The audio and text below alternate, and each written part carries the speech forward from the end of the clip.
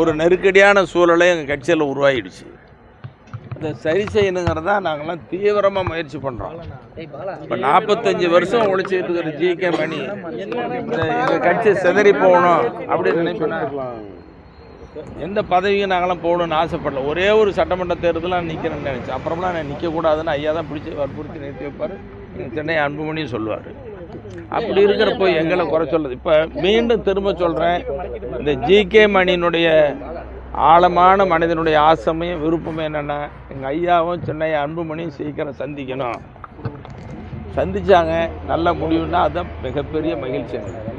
ஊடகத்தில் சமூக ஊடகத்துலேயும் சரி, ஒரு சில ஏடுகளில் கூட என்னை பற்றி அவதூறாக செய்தி வருது. அதெல்லாம் நல்ல செய்தி இல்லை.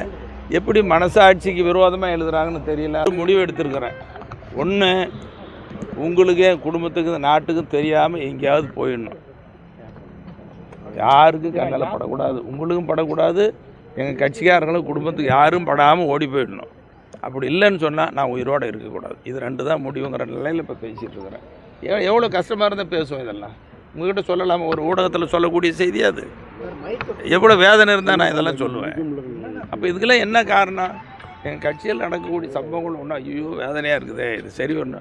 உடனே எங்கள் மருந்து சொன்னதை வாபஸ் வாங்கினாரு. எப்படி வாபஸ் வாங்க மாட்டேன், சரியாகும் முதல்ல அப்படின்னு அவங்ககிட்ட சண்டை போட்டுட்ருக்குறேன்.